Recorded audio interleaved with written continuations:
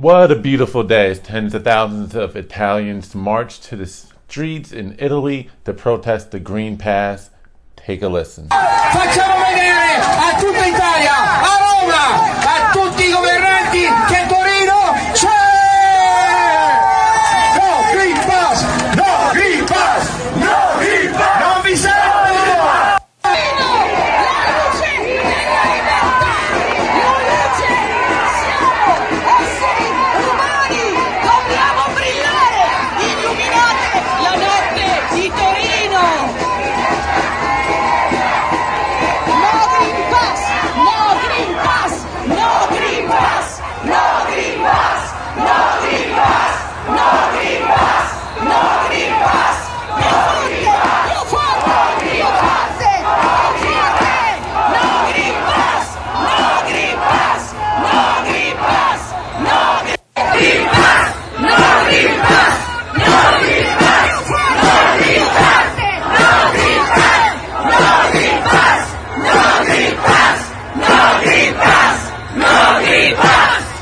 It's a beautiful thing to see the people united and being able to speak their voice and put the government in its check. Yes, you just saw tens of thousands of Italians taken to the street after their Prime Minister, Mario Draghi, just announced a Green Pass mandate starting August the 5th that will severely limit what an individual who has not chosen to get the jab can do, including not allowed entry into museums, stadiums, theaters, as well as not being allowed to be served in a restaurant, on top of restrictions on travel within the country of Italy. And so what you saw were tens of thousands of individuals, which I thought it was important to speak to on my channel, because if the past year has shown us anything, is that the mainstream media will either do one of two things. They will either not cover it as if it never ever happened, or even if they do mention it, it'll be in a little blip and they will severely underplay it, because we've seen protests in the United Kingdom, in Australia, produce hundreds of thousands of individuals. And at best, the BBC, for instance, and Sky News gives it a minuscule mention. And even then, in an event that had hundreds of thousands of people in the United Kingdom just a while ago, they barely said a few thousand when it was really hundreds of thousands. They said maybe 1,000, a couple of hundred. The mainstream media will bury these stories as much as they can to make you think that you are alone if you are questioning any of the policies that are being put out there. Not that they're bad policies or that they don't work. The point is that the people should have a say. If the politicians are not representing you, your wants, your desires, and what you think is best for you, they are no longer your representatives. They are your dictators by definition. And if you, the people, do not fight for the freedoms and liberties that you love and cherish and raise a voice, you will have time to mourn for what you lost. Again, this is not about anti-lockdown, anti-vax. It's about adults, free adults, having the right to decide for themselves and have people in power who represent them, not dictate to them. The politicians and those in power should be representing their communities, not telling their communities what they are and are not allowed to do, and or things should be made upon a consensus, a vote. All right, and that's my take. Again, this whole Green Pass, it's a lot like a vaccine passport, where you have to, in order to get it in Italy, you have to either A, show proof that you've had the jab, B, shown that you've recovered from the virus recently, and therefore from that recovery in and of itself, you have the antibodies, or B, have tested negative on a PCR test within the last 48 hours, and these green cards last but so long, have various validation dates depending on which of the three. But again, the people's rights are being trampled, and some people say, well, it's for your safety. Again, as adults, you should have the right to decide for yourself, and as a community consensus at the very least, decide what's best for y'all, as well as have your own risk assessments. And one may say, well, it's just what's the big deal? Just get the jab and or do the math.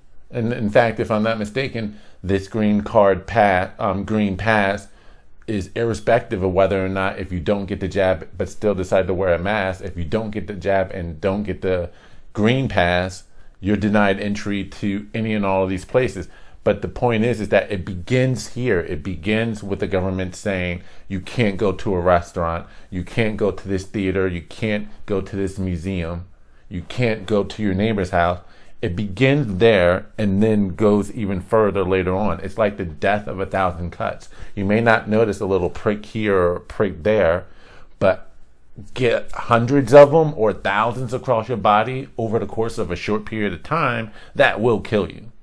One cut here won't, but many will. Or it's like the government is keep pushing you back, pushing the goalpost back inch by inch, hoping you won't notice the major moves that are being made until one day you look back and realize you're in a jail cell.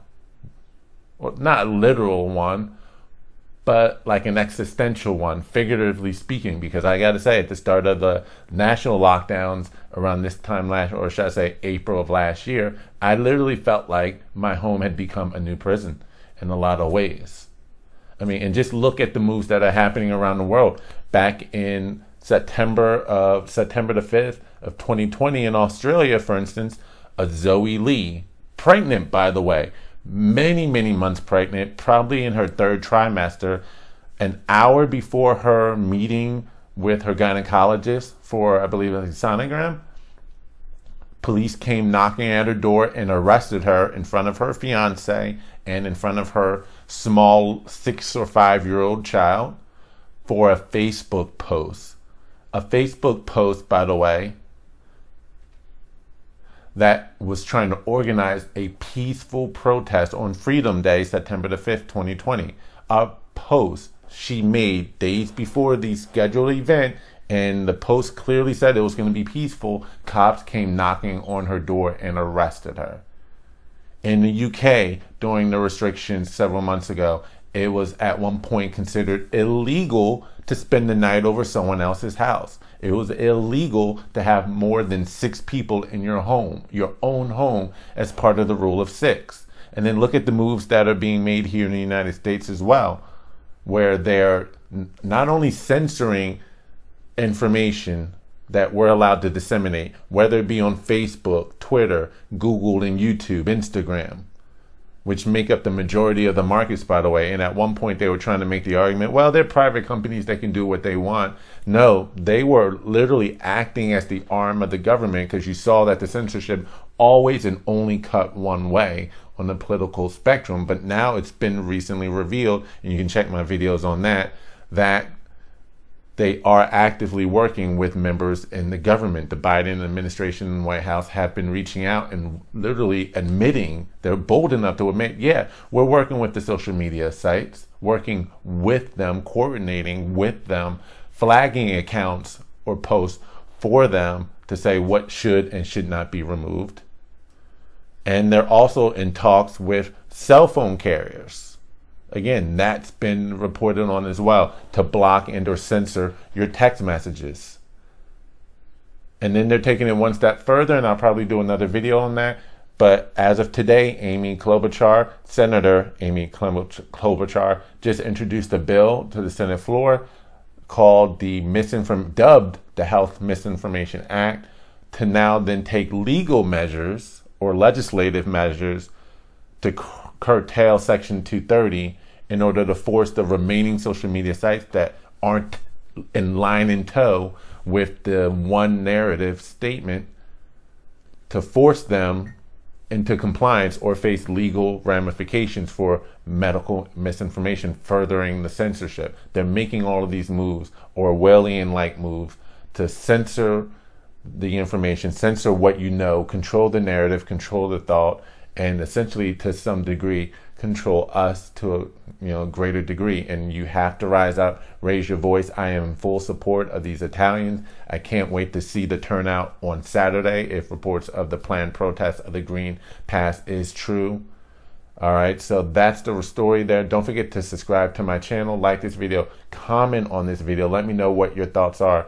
I think it's very important that people rise up and together, stand together to let the government know who's really in charge. Again, it would be okay if this was the consensus among majority of the population, but it's not. And this is one thing that those in government and the mainstream media are really afraid of, and that is people uniting in one unified voice. They'd rather us divide and conquer and fight amongst ourselves and not pay attention to the big boot that's stomping on all of us potentially. So that's the story. This is Bruce.